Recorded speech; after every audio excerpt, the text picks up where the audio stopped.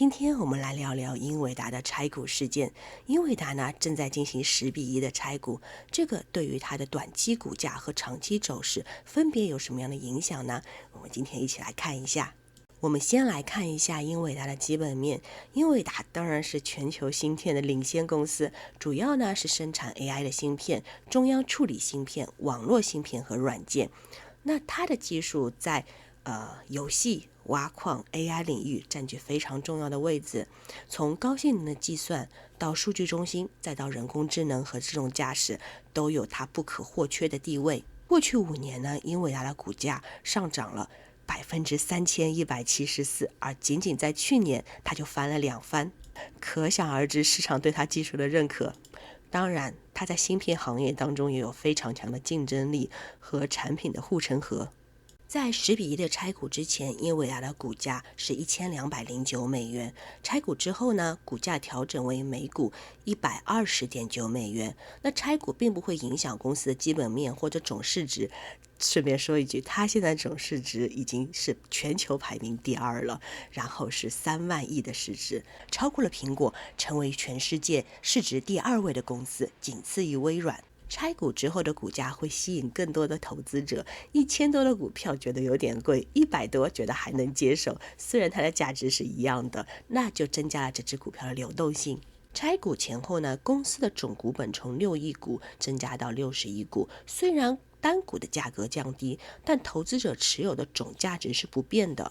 比如说你之前持有1股的英伟达是$1209，那你现在呢是持有10股，每股$120.9的股票。那拆股的话，对我们投资者有什么样的影响呢？首先，它降低了每股的价格，变成1/10了。那它对我们散户来说，就更多的散户是愿意去购买了。还有呢，对于比较专业的投资者来说，他们更加容易买到100股了。那100股就意味着可以做期权了，这样子投资的人就会更多了。那这样产生的一个结果呢，就会影响市场的情绪，大家情绪就会高起来，短期内会推动股价的上涨。但是同时需要注意的一点是呢，英伟达在季报的时候说了10:1的拆股事件，从那天开始到现在，它其实已经上涨了30%了。哎，我这边已经画好图了。所以说，受拆股的影响，它会直接突破这个压力位向上，或者说是在这个区间当中波动，都是有可能发生的。为了更好的理解拆股对股价的影响呢，我们来看近些年比较著名的拆股的例子，分别是苹果和特斯拉。苹果最近的一次拆股呢，是在2020年的8月31号，在这一天我标出来了。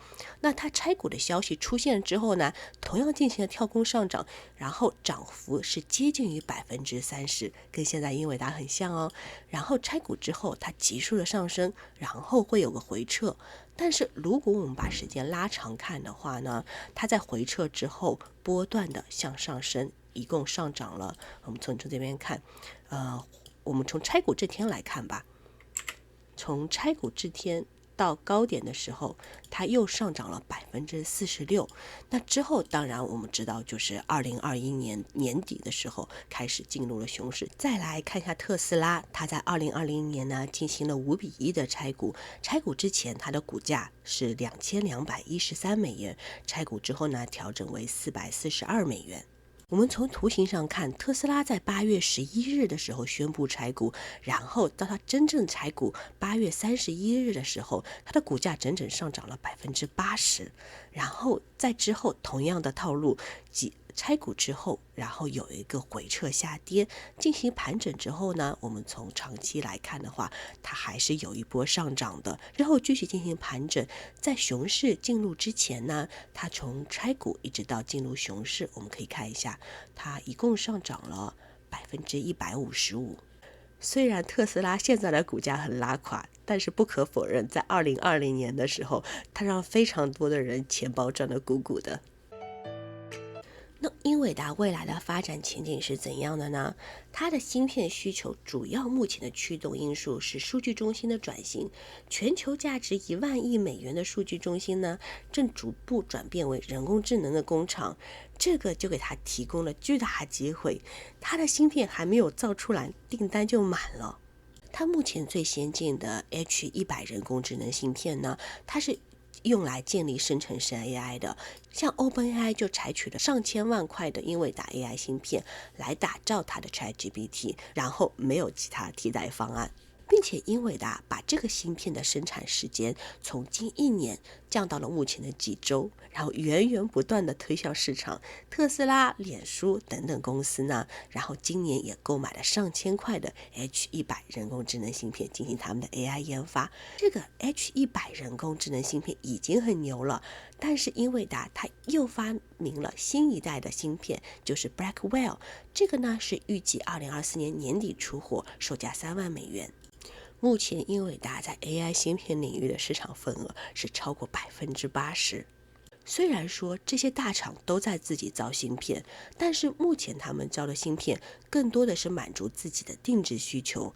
那从芯片领域来说，他们和英伟达还是不能处于同一个量级。比如说微软，它的芯片脑波计划就是给它的云服务平台，然后还有360啊电力平台提供强大的技术支持。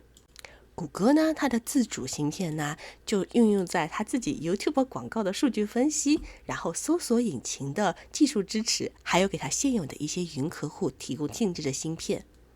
亚马逊也有它的聊天机器人啊，叫 Amazon Q。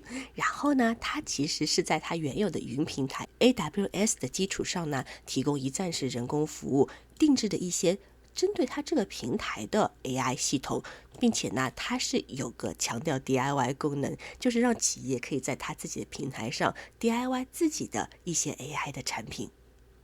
说了那么多，那现在是不是投资英伟达的好时机呢？虽然过去的表现并不能完全预测未来，但是英伟达它本身的基本面和广大的市场前景还是值得关注的一个投资标的。当然，我们要考虑市场的风险和行业竞争。目前呢，半导体的市场竞争是非常激烈的。像我刚刚说到的这些大厂，他们都在造自己的芯片。那之后会不会有进一步的迭代的更加强的芯片推出，我们都不知道。芯片市场的万年老二 AMD 和老牌公司英特尔等公司呢，他们也在积极的布局 AI 和数据中心的市场。那我们之后可以更多的关注英伟达在技术创新啊、市场拓展和财务健康方面的表现。好了，以上所有内容都是我个人观点和经验的分享，不构成任何投资建议。建议大家在做出投资决策之前呢，充分研究，考虑自己的风险承受能力，也可以咨询一些专业的人士。好了，今天的内容就到这里了。如果你喜欢这个视频呢，请帮我点赞、订阅、分享给更多的朋友。如果你对英伟达的柴股有什么想法，可以在下方留言。那我们下期再见，拜拜。